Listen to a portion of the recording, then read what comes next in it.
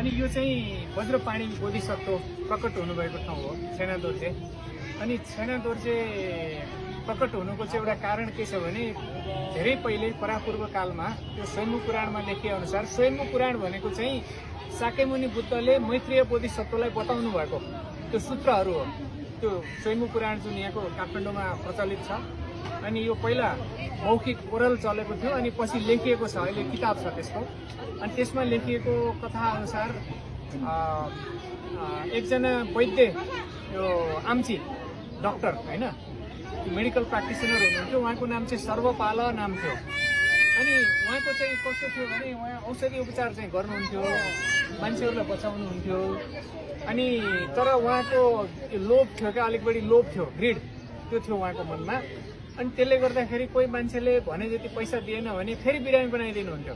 अनि फेरि आफै कहाँ उपचार गर्न आउँछ अनि फेरि त्यो पैसा तिर्छ होइन उसले। अनि त्यस्तो खालको उहाँको स्वभाव थियो।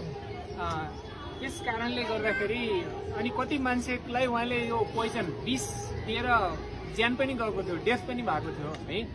अनि त्यसले गर्दाखेरि उहाँको एकदम खराब कर्म थियो, नराम्रो कर्म थियो। अनि त्यो सबै थाहा भएपछि उहाँको जो क्लाइन्टहरू थियो नि बिरामीहरू, उनीहरूले चाहिँ राजालाई गएर कम्प्लेन गर्यो, यस्तो यस्तो यो वैद्य खराब छ, यो राम्रो छैन, यो वैद्य हामीलाई कसैलाई मारेको छ, कसैलाई बिरामी बनाएको छ भनेर कम्प्लेन गरिसकेपछि राजाले चाहिँ त्यो वैद्यलाई पक्रनलाई सिपाहीहरू पठायो, मान्छेहरू पठायो। अनि त्यो थाहा पाएर चाहिँ सर्वपाल वैद्य चाहिँ पहिले नै आफ्नो घर छोडेर भाग्यो, हिँड्यो।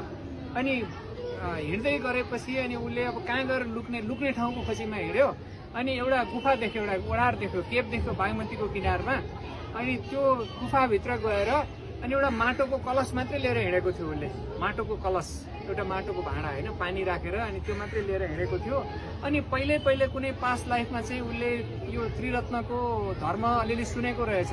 अनि आफैलाई उसलाई चाहिँ अब बुद्धप्रति, त्रिरत्नप्रति, बोधिसत्वहरूप्रति आस्था आयो र अब मलाई कसैले बचाउन सक्दैन, मलाई बचायो भने अब त्रिरत्नले नै होइन यो बुद्ध धर्मसँगले नै बचाउन सक्छ भनेर अनि उहाँले वज्रपाणी बोधिसत्व नै, वज्रपाणी बोधिसत्वको विषयमा पनि पहिला कहिले थाहा रहेछ। अनि वज्रपाणी बोधिसत्वको नै उहाँले उपासना गर्नुभयो, ध्यान गर्नुभयो वज्रपाणी बोधिसत्वलाई सम्झेर।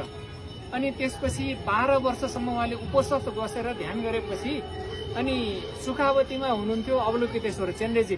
अनि उहाँले पद्मपाणी बोधिसत्वलाई बोलाएर ल तिम्रो यसरी यसरी एउटा भक्त छ, एउटा ऊ चाहिँ वैद्य हो, उसले यस्तो यस्तो कर्म बिगारेको थियो, त्यसपछि यसरी उसले भागेर ज्यान बचाउन 12 वर्ष भइसक्यो तिम्रो उपासना गरेको, उसको उद्धार गरेर गएर अब भनेपछि अनि छैनादोर्जे वज्रपाणी अनि आउनुभयो।